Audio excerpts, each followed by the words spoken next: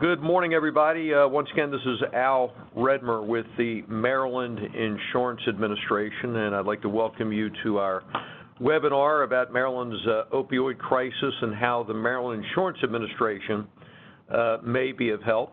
With me this morning is Associate Commissioner Joy Hatchett, and this is another step in our continuing effort to inform folks about what the Maryland Insurance Administration does and how we can work on your behalf.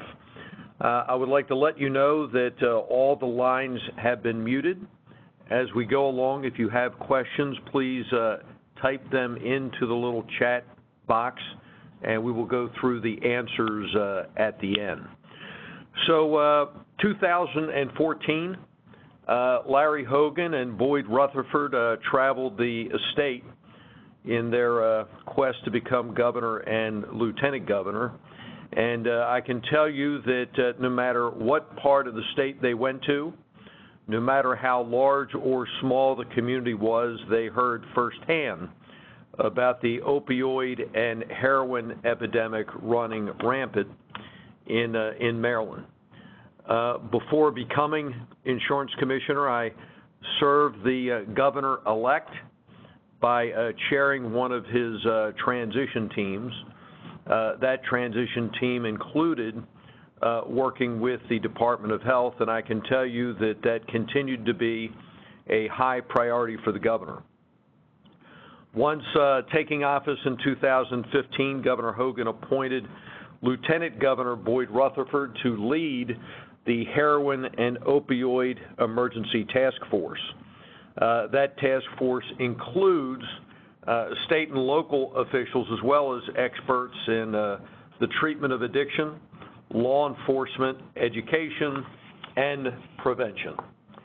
The task force includes many state agencies, as you can see here on the slide, including, naturally, the Maryland Insurance Administration.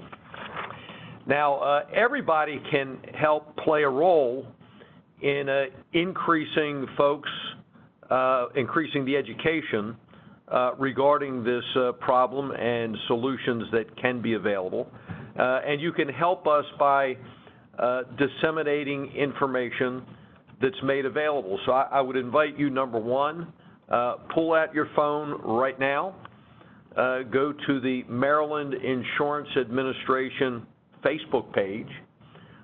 Just take a couple minutes and pull up our page, like us, and we will share information with you in real time.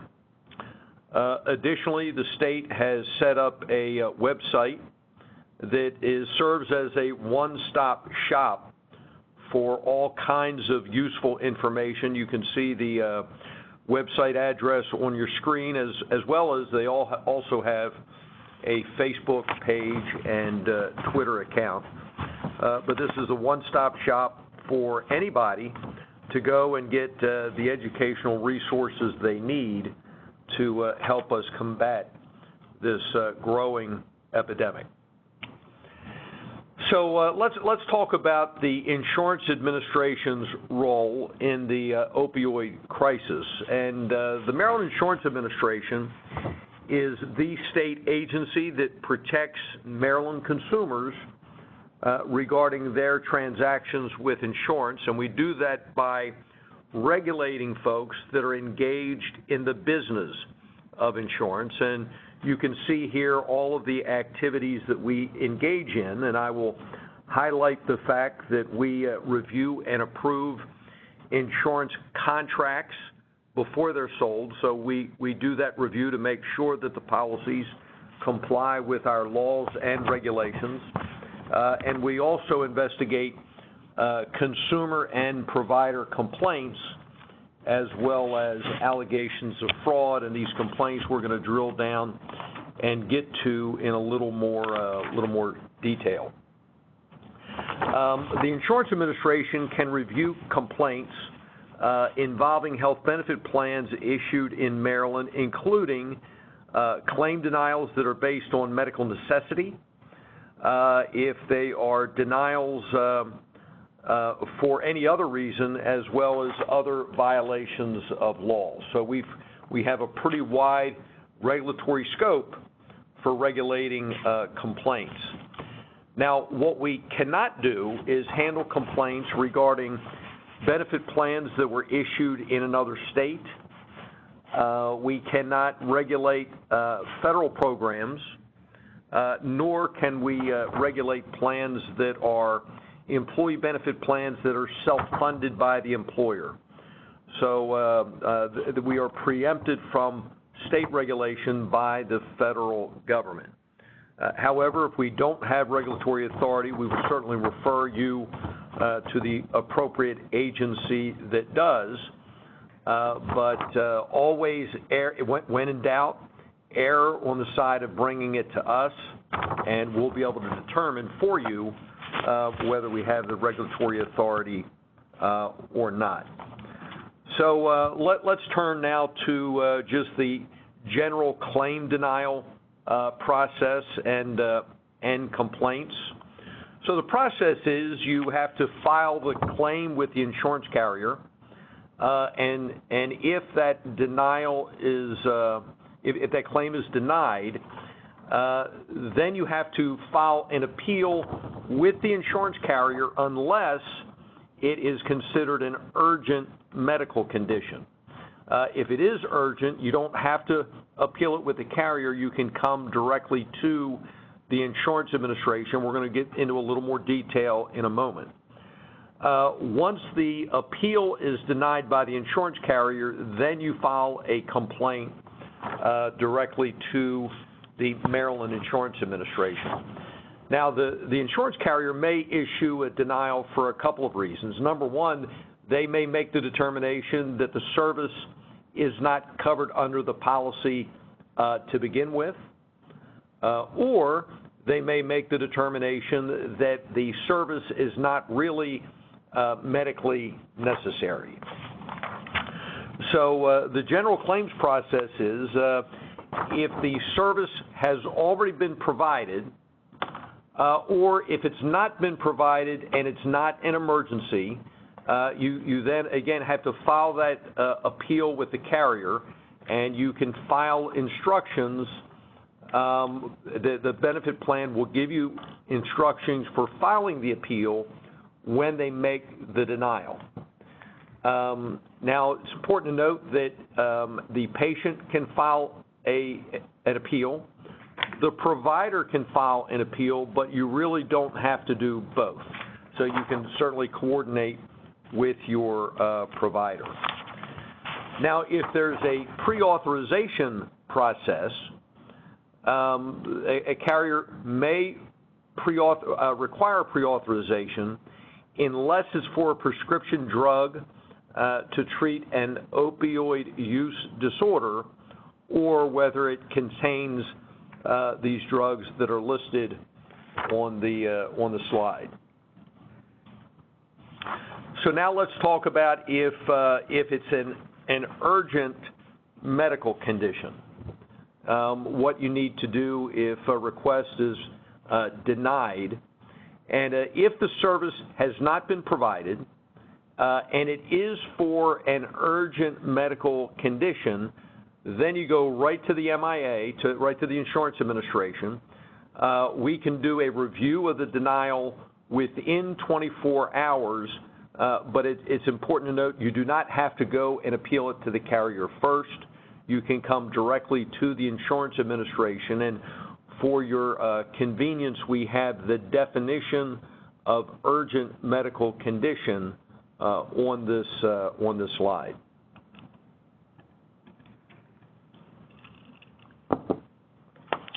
So now let's look at medical necessity complaints. And you can see here a number of medical necessity determinations that the types of complaints that we see on a regular basis. So it's not unusual for us to see these, and these are the kind of complaints that we deal with on a regular basis. So next, let's review the medical necessity denials if it's an emergency case. And again, you can come directly to us. We will handle that and review it, make a determination within 24 hours. And it's important to note we have folks available 24/7, 365 days to handle these emergency denials. So a review of the process is that we will collect the information. We will send it, the complaint, to the insurance carrier and request. We'll send them medical information and request a response. If we don't have jurisdiction, again, we will refer you to the folks that do. And we will send the medical records to an independent review organization. So while we handle consumer complaints about medical necessity, we do not have healthcare professionals on our staff that are capable of making medical necessity determinations. So we always err on the side of an independent medical review organization. The medical review organization will use a physician with the appropriate specialty to review the denial, and they will make a determination as to whether they believe that the service is medically necessary or not.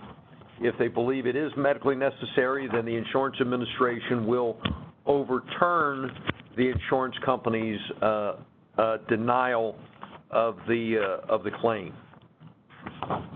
It's also important to note that the independent review organization will review the criteria that's used by the health benefit plan, and the insurance administration, based on the information we receive, we can require that an insurance carrier actually change the criteria that we use if we feel that it's outside the boundaries of our laws and our regulations.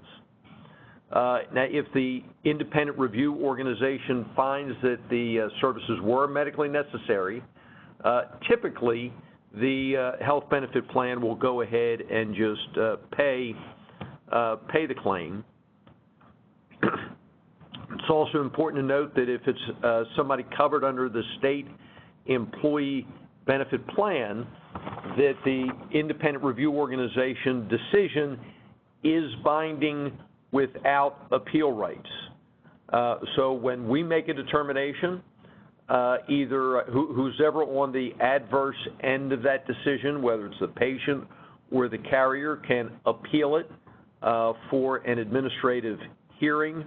If it is the state employee benefit plan, it cannot be appealed, and that decision is binding.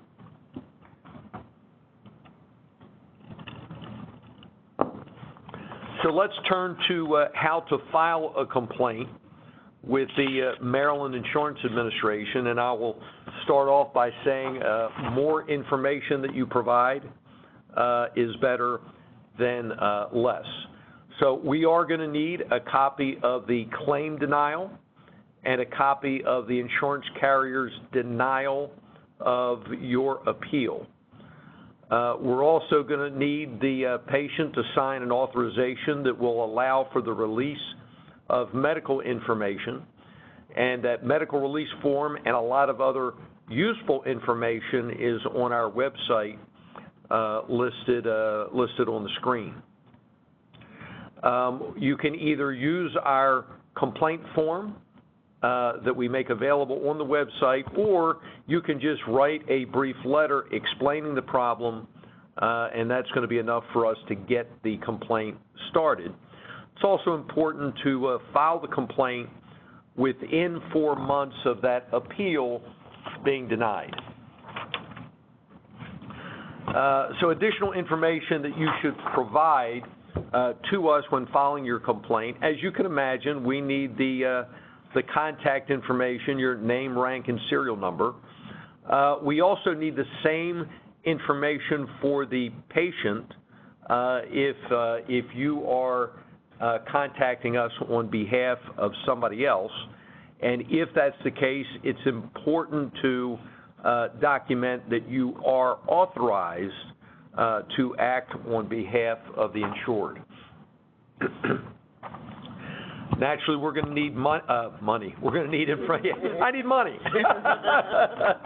We're going to need information regarding the insurance that you have. So if you have a copy of your card, that's helpful, but naturally, we're going to need to know the insurance company, the kind of insurance you have, the type of policy, group number, policy number, all of the things that you would assume we are going to need in helping us facilitate the complaint.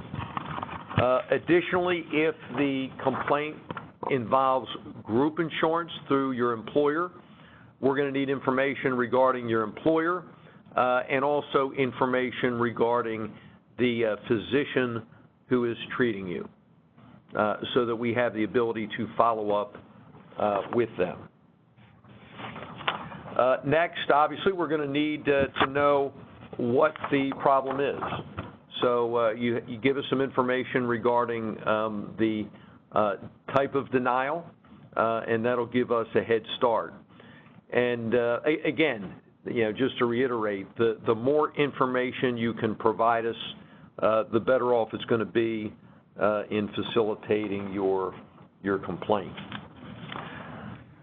If the complaint is about a healthcare claim or a pre-authorization denial, we're going to need information about that denial. So, make sure you've appealed the denial, but also have you already received care, and any other, and if that information, if the medical service is an urgent medical claim. Also, if you could give us some direction as to what the proper resolution is going to be. Also, I want to point out, if you do send us documents, those are going to be helpful. Please do not send the originals. Just give us the copies of those documents. Now, when you're contacting the insurance carrier, either to request pre-authorization or for appealing, they will need naturally the name, rank, and serial number, as you can imagine, to get it started. Again, if you're filing an appeal and you are not the patient, it's important to provide the documentation that you are authorized to communicate on behalf of the patient, and also note if you believe that the patient is going to be a threat to themselves or to somebody else. Again, you're going to need to provide all of the insurance plan information that you have regarding the policy number and details on the benefits and so on. Now, there may be circumstances where you don't have access to that information, but again, provide us whatever information that you have, as well as information regarding the treating provider and their contact information. So, again, any of this information that you can provide will help speed up the process. Additionally, what kind of services have been requested associated with the denial. So all of this accelerates the process, as well as any location information that you can provide as to where the provider wanted to provide the requested services, the doc's office, outpatient facility, etc. Also, it's important to note, has the patient been treated for these things before? If so, provide the appropriate details, and any patient cost-sharing information that you have as far as deductibles and copays. Again, you may have it, you may not. if you do have it, please provide it. So I realize that's a lot of information, and we've gone through it relatively quickly. But let's talk about a few helpful tips and what you should avoid doing if a claim is denied. So first, when you have a claim, don't wait for multiple claims to be denied and to pile up. Go ahead and file the appeal or the complaint as you receive them. And as mentioned previously, there is a time limit, so it's important that these be done in a timely manner. Next, if somebody needs help in preparing either an appeal or a complaint, there is a separate unit that sits in the Office of the Attorney General. It's called the Health, Education, and Advocacy Unit. These are your free consultants that will help you prepare the appeal or a complaint if you need help doing so. And then the contact information for the Maryland Insurance Administration, both website and phone number, and I will reiterate that in the event of urgent medical appeals, we have the staff to handle that on a 24/7 basis.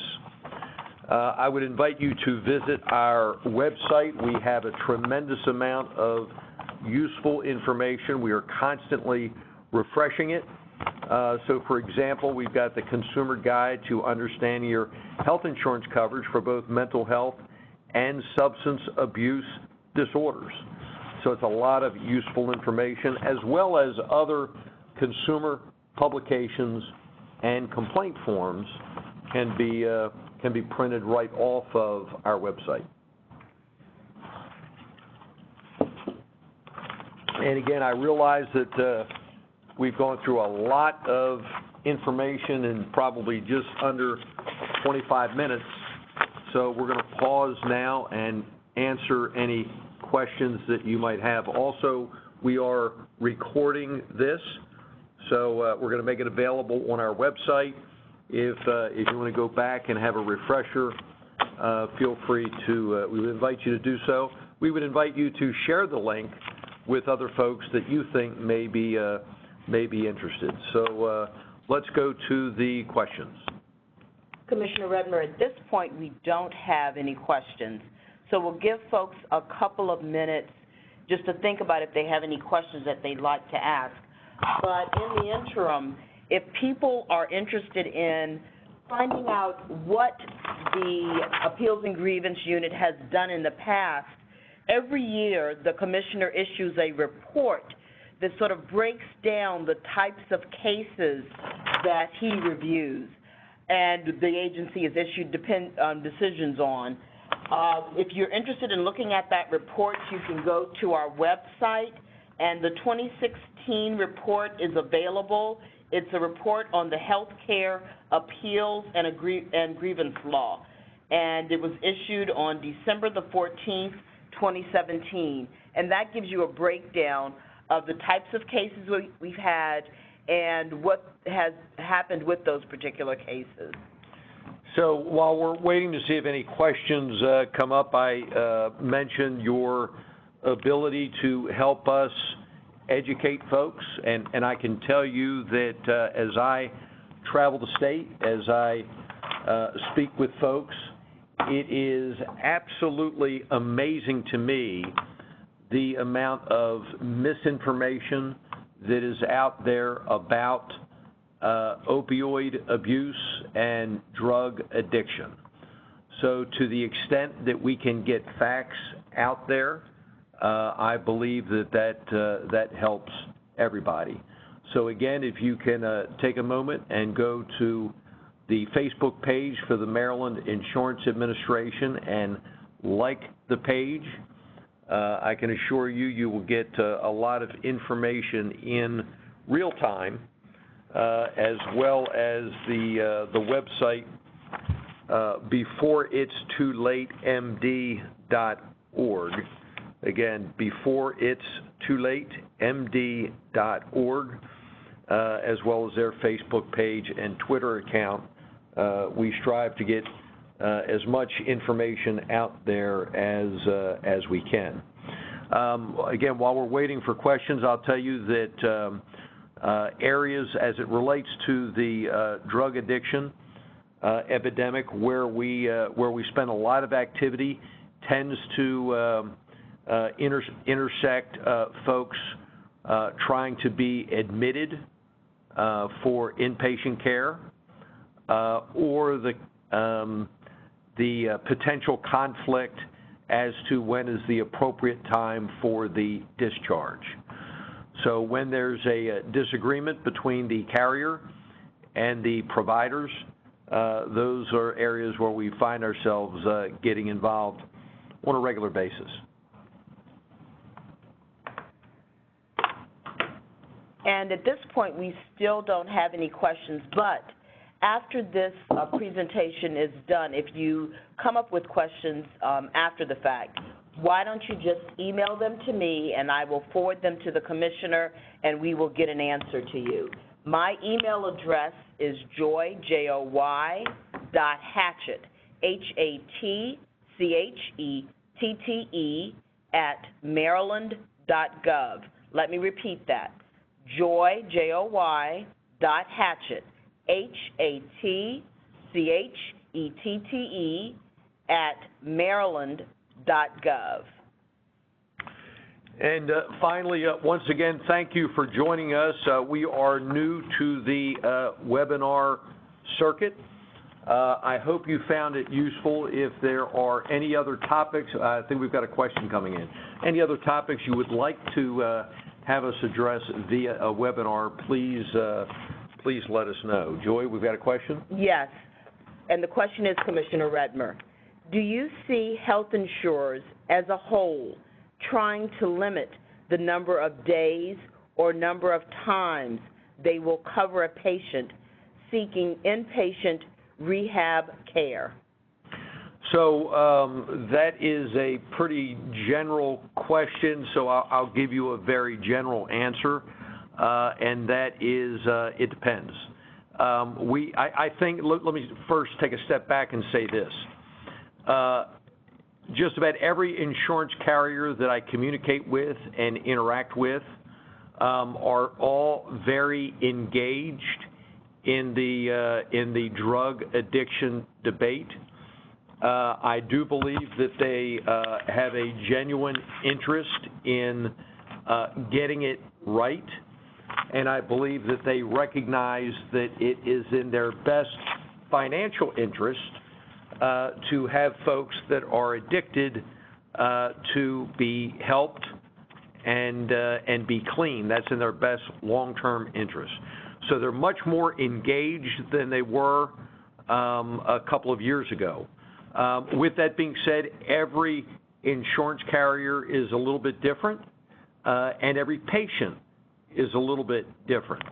So while insurance carriers, I believe, want to get it right and they want to do the right thing, they will not err on the side of spending money if they don't believe the patient needs it.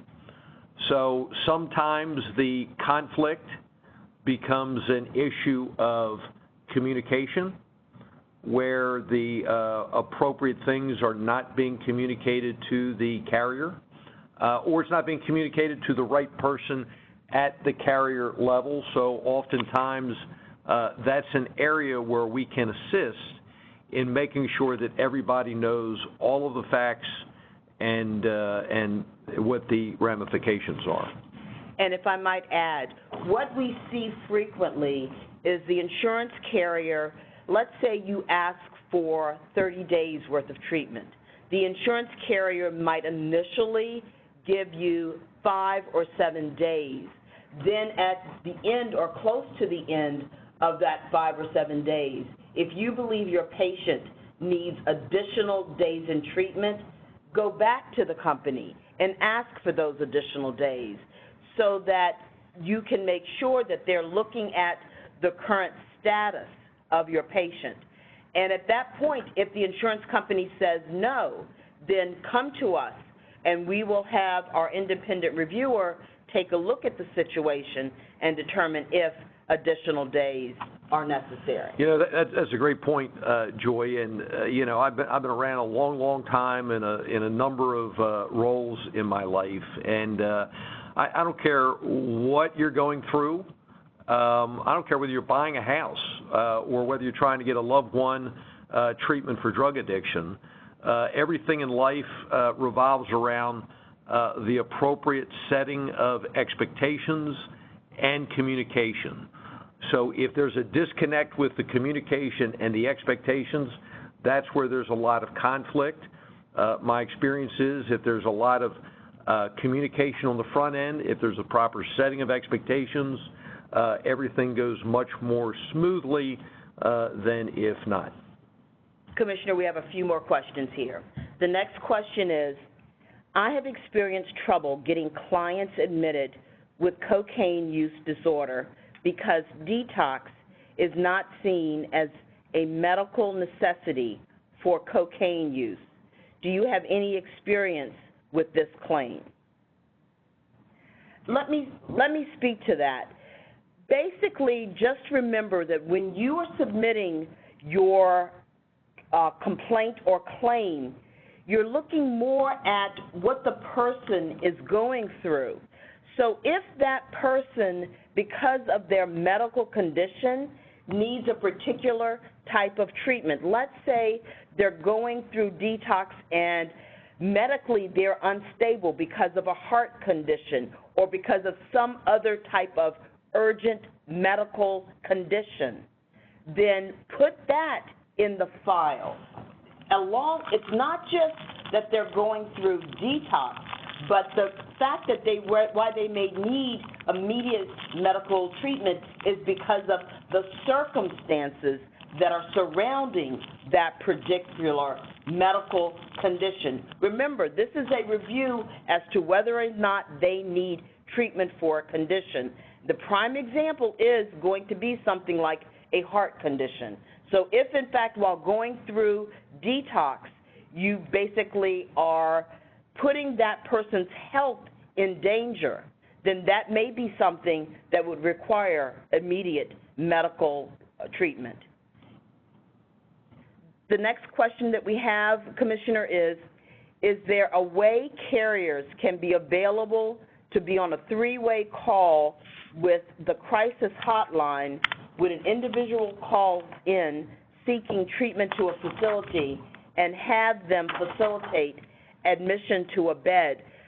And I can speak to this just a little. I mean, it's going to depend because a lot of your larger hospitals and larger facilities actually do have someone at that particular facility. And so if you're dealing with a hospital or a very large treatment facility, a lot of the carriers already have someone assigned.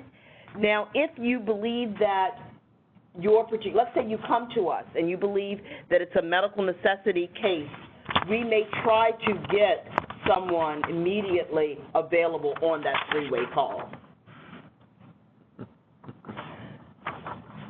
Okay, and then we've got one more question here. How is Maryland ensuring that there is compliance with parity laws from a compliance perspective? And how do you ensure that the public understands parity rights that they have that they may not be aware of? So, great question. We spent a lot of time and resources on that, number one. For 3 years now, I think it's been, we have done a mental health parity survey that we send out to the carriers and get them to document that they are following the parity laws and how. Secondly, we have a team here. It's referred to as market conduct. They will go into the carriers' offices and literally go through their documentation to make sure that they comply. And we have these reports available on our website. And then finally, we will follow up on any complaints that we get regarding mental health parity alleged violations. And then finally, we do a lot of communication and outreach to the industry to make sure that they are aware of the mental health parity laws. And also, just to add, we also have a brochure available for consumers that specifically explains to them what their rights are when it comes to making sure that what the company is doing is in terms of making sure that they're getting their parity rights.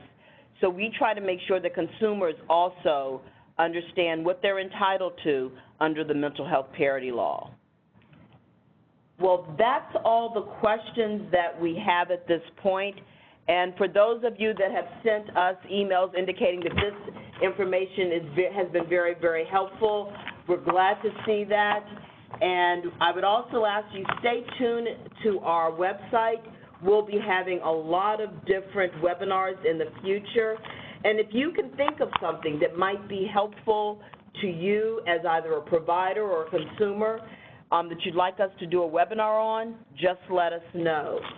Al, any closing remarks or comments that you would like to add? No, I just want to thank folks for joining us. I hope you found it helpful. And again, if there's any other information you would like us to provide, we're happy to do it. So, well, I think we got a last minute. The other question we have is, where can you go to access the recorded presentation? What we'll do is, if you look on our webpage, on the home page, we will tell you exactly how to access that and where you can find this recording. Very good. Thank you for joining us. Have a great day, and be safe out there on those slick roads. Thank you.